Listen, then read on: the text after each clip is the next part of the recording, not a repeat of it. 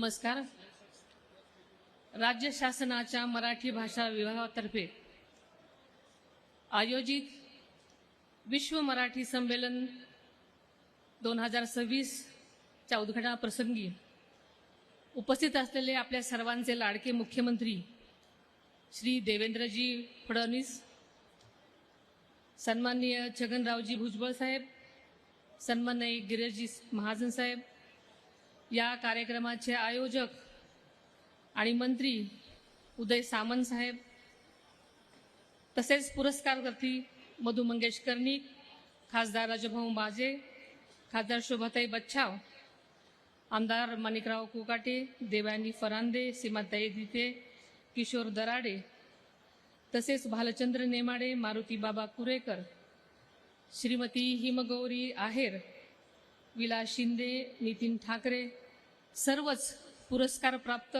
पुरस्कार्थी, तसेच मोठ्या संख्येने उपस्थित असलेले सर्वच माझे नासककर बंधू भगिनी, पत्रकार मित्र आणि माझ्या माता भगिनींनो, आपल्या सर्वांचेच आराध्य दैवत छत्रपती शिवाजी महाराज, छत्रपती शाहू महाराज, क्रांतीसूर्य महात्मा ज्योतिराव फुले, भारतरत्न डॉक्टर बाबासाहेब आंबेडकर, स्वराज्यजननी जिजाऊ माँसाहेब, क्रांतीज्योती सावित्रीबाई फुले, पुण्यश्लोक अहिल्यादेवी होळकर यांच्या चरणी मी वंदन करते आणि आज त्र्यंबकेश्वराच्या चरणी सुद्धा या नाशिकमध्ये नतमस्तक होते.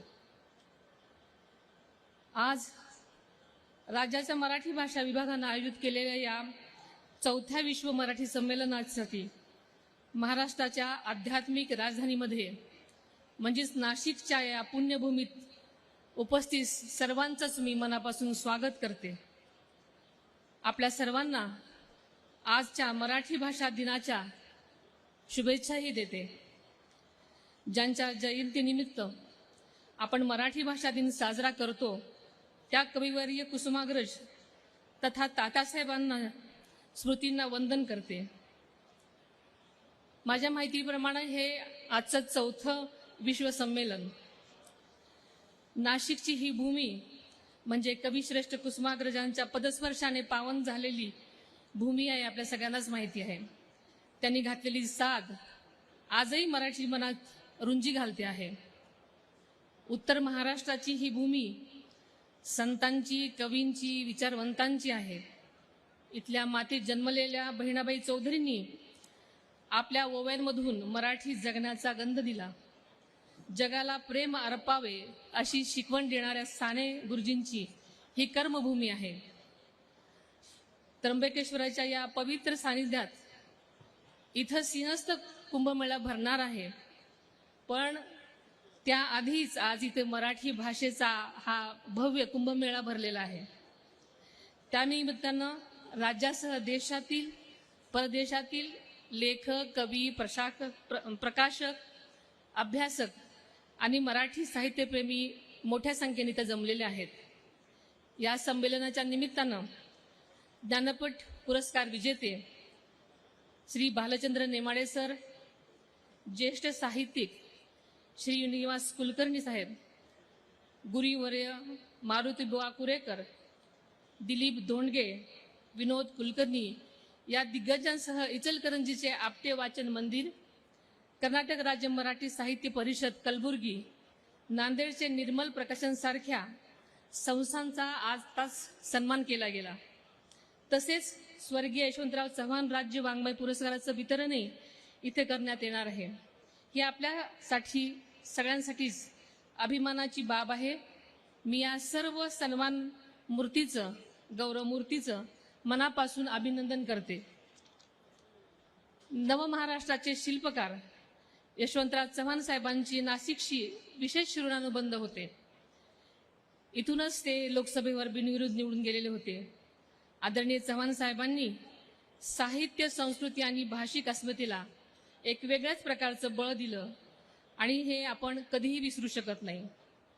महाराष्ट्र राज्य साहित्य आणि संस्कृती मंडळ तसेच मराठी विश्वकोशाची निर्मिती करून त्यांनी ज्ञान परंपरेला संस्थात्मक रूप दिलं. आजच्या मराठी भाषा दिनानिमित्त त्यांचे कृतज्ञतापूर्वक स्मरण आपण सगळ्यांनीच केलं पाहिजे. मराठी भाषा ही केवळ संवादाचं साधन नाही, ती आपल्या अस्मिताचा श्वास आहे. संयुक्त महाराष्ट्राच्या लढ्यामध्ये असंख्य कष्टकरी कामगारांनी आपल्या प्राणांची आहुती दिली. त्यांच्या याच त्यागामुळं आज आपण अभिमानाने मराठी भाषेची महती सांगू शकतो. त्याचं सुद्धा आपण स्मरण ठेवलं पाहिजे. गेल्याच वर्षी आपल्या मराठी भाषेला अभिजात भाषेचा दर्जा मिळाला. मराठी भाषेला अभिजात भाषेचा दर्जा मिळाल्यानंतर हे दुसरं विश्व मराठी संमेलन आहे.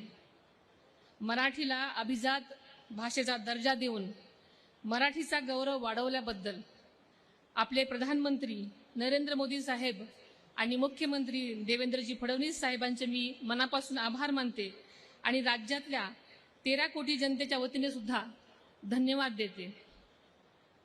आपल्याला माहिती आहे की राज्याचे दिवंगत उपमुख्यमंत्री आदरणीय अजितदादांचे मराठीवरचे प्रेम आपण सगळ्यांनी अनुभवलेलं आहे. मराठी भाषा ही पोटापाण्याची भाषा झाली पाहिजे असं त्यांचं कायम आग्रह असायचा. सीमा भागातील मराठी बांधवांच्या पाठीशी ते कायम ठामपणे उभे राहिले. आदरणीय दादांच्या पाठिंब्यामुळेच लंडनमधील आपल्या मराठी बांधवांसाठी महाराष्ट्र भवनाच्या उभारणीसाठी तातडीनं 5 कोटीचा निधी 2 महिन्यापूर्वीच दादांनी मंजूर केला होता.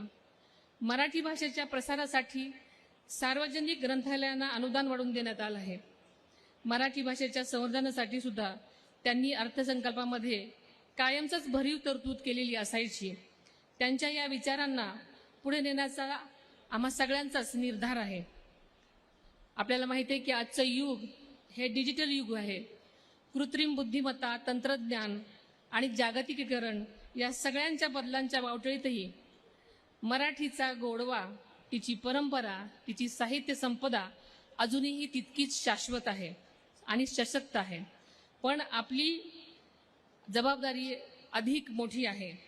मराठी केवळ घरातली भाषा किंवा बोलीभाषा न राहता ज्ञान, विज्ञान, संशोधन, उद्योग, तंत्रज्ञानाची भाषा झाली पाहिजे असं आपल्या सगळ्यांनाच वाटतं. ज्ञानभाषेसोबतच ती उपजीविकेची भाषा झाली पाहिजे असं आपल्या सगळ्यांचंच मत आहे. कविवर्य कुसुमाग्रजांचं साहित्य अभ्यासल्यानंतर भाषा हीच माणसांच्या मनाची ओळख आहे असल्याची खात्री आपल्याला पडते. बहिणाबाईंच्या ओव्यातून पाझरणारा जीवनरस आपल्याला सांगतो की मराठी भाषा ही मातीशी जोडलेली भाषा आहे. आज या संमेलनाच्या निमित्तानं बोलीभाषा महोत्सव, अहिरणी गीतं, झाडीपट्टी, नाट्य परंपरा, लोकनृत्य, जागर शिववाचा तसेच संगीत रजनी या कार्यक्रमांची रेलचेल करण्यात आलेली आहे असं मला कळलेलं आहे. हे सर्व कार्यक्रम मराठीच्या विविधतेचं दर्शन घडवणारे आहेत. या संमेलनाच्या निमित्तानं आयोजित परिसंवादांमधून माध्यमांचा, शाळांचे सक्षमीकरण, कृत्रिम बुद्धिमत्तेला मराठीचा वापर, प्रकाशन क्षेत्रातील बदलते प्रवाह यावर साधक बाधक चर्चा होणार आहे. हे अत्यंत स्वागतार्ह आहे. आपण सर्वांनी मिळून मराठी भाषेला नव्या पिढीच्या मनात रुजवलं पाहिजे. त्यांना मराठी भाषेची गोडी लावली पाहिजे. त्यासाठी प्रत्येक माणसानं आपल्या मातृभाषेचा अभिमान बाळगला पाहिजे. या मराठी भाषा दिनी आपण सर्वजण एक संकल्प करूया. मराठी भाषेला जपूया, वाढवूया आणि जगाच्या कानाकोपऱ्यात पोचवूया.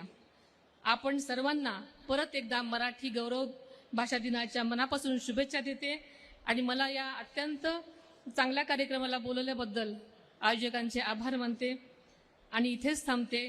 धन्यवाद. जय हिंद, जय महाराष्ट्र, जय मराठी.